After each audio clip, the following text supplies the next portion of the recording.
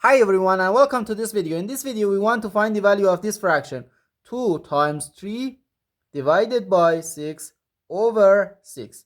Are you ready to solve? Let's go and get started. This fraction can be written as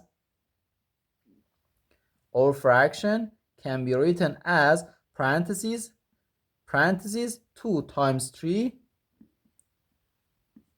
divided by 6 divided by 6.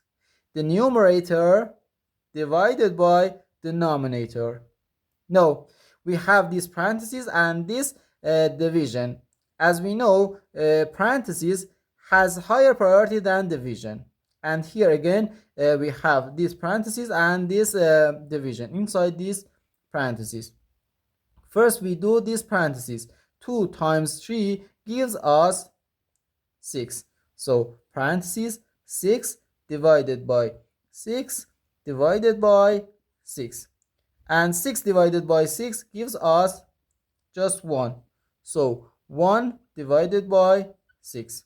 So our final answer to this problem is just 1 over 6.